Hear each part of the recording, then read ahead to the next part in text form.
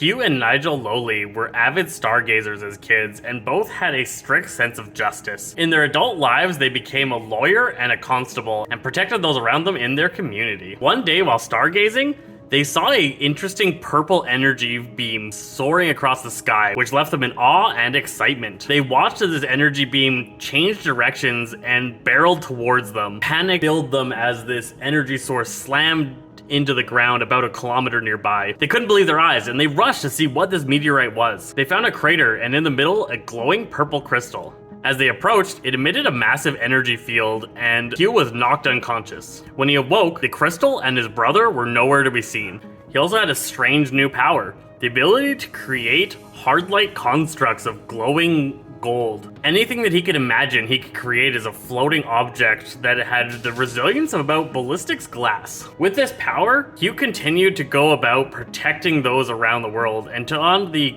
mantle of Captain Cosmic, defending the world from extraterrestrial threats. He was approached by the Argent Adept and joined the Prime Wardens in the struggle against Akash Bhutha, and continued to work with those Wardens on protecting the Earth. All that while, he never gave up looking for his brother, a quest that continues onward. Captain Cosmic was one of my favorite characters playing Enhanced Edition. If I had to go to a character, it would probably be Captain Cosmic. I found him just so useful and so reliable. Other of my favorites were like Bunker and Absolute Zero, who, although I had a lot of fun with, were difficult to set up and often fell flat. Captain Cosmic never felt like he didn't bring benefit to the team when you played him, and he was always a staple choice. This character is Sentinels' Green Lantern. He can summon glowing objects that can protect himself using only his imagination. His base power is reveal the top card of your deck, play it, or draw it. This can be extremely useful for getting out the right cards at the right time, but is a little bit unreliable because you don't necessarily know what's on top of your deck unless you have assistance from other characters. Alternate character card from the Conflux storyline is him becoming Captain Cosmic from that energy crystal. His power is one construct in play regains 3 HP, then deals one target 4 melee damage. That's a really powerful ability. Ability to keep the constructs alive is very important for this character, and we'll talk about constructs and how they work in a little bit. It's also a very powerful ability, dealing 4 melee damage. It's allowed to be a little bit stronger because it requires a construct to be in play, and otherwise it's an ineffective power. When knocked out, the base Captain Cosmic comes to painful realizations, and he seems shocked looking at a green glowing figure with a creepy looking mask. One hero takes their play phase, one hero takes their power phase, or until the start phase, -2 damage dealt to all targets. This one is crazy strong and can shut down a lot of difficult bosses, so he can be really good keeping clutch plays when he gets knocked out.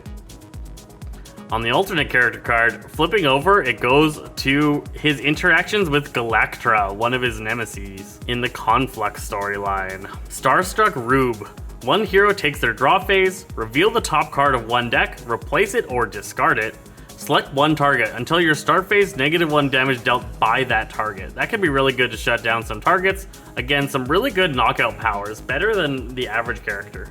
His deck has one-shots, ongoings, and constructs. His deck is built around these 4 HP constructs that do a variety of things. As they're based on the character's imagination and he's all about protecting others, you definitely get that feel from his cards. So he's got the Vitality Conduit to help heal his allies, Energy Bracer to protect them, Wounding Buffer to damage people that try to harm your allies, Dynamic Siphon to give them more powers,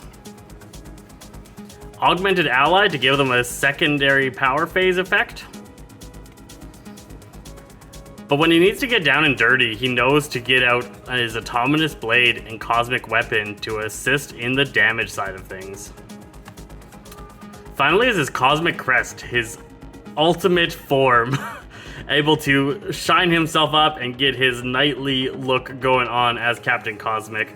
That is how he constructs his different cards in his deck. His ongoings all kind of deal with his constructs as well. So after any construct is destroyed, you can draw a card. You may play one construct card on your start phase if you do destroy this card from your trash, specifically one that's already been destroyed. Destructive Response, after any construct is destroyed, Captain Cosmic deals targets damage. His Unflagging Animation, which is negative damage dealt to construct cards, but you have to discard cards to keep this up. He also is able to heal his constructs. And finally, his Heart of Gold power. Discard up to 3 cards. One hero draws up to X cards. You may play up to X cards. X is the number of cards you discarded this phase. So you can play 3 cards, and somebody can draw 3 cards as long as you discard 3 cards. Pretty cool. It's a little bit limited on variety of one-shots. There's only 3 different ones in the deck there. We've got Harsh Offense to be able to allow him to just deal some damage, which isn't something he usually does. We've got Potent Disruption to be able to destroy one of his constructs and deal damage based off that destruction.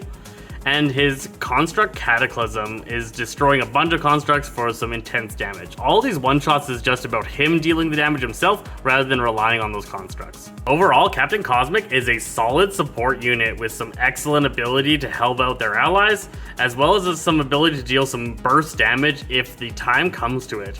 You have to be very willing to sacrifice your constructs to play this character effectively, and knowing when is the right time to get rid of your constructs versus when is the right time to hold on to them. This character struggles against bosses that attack multiple targets all the time. They can easily take out his constructs and he just can't keep them in play. If that occurs, this character becomes a lot weaker, so try and protect your constructs. That's Captain Cosmic, one of my favorite characters in Sentinels of the Multiverse Definitive Edition. Let me know what you think of this character in the comments below, and we'll catch you guys next time.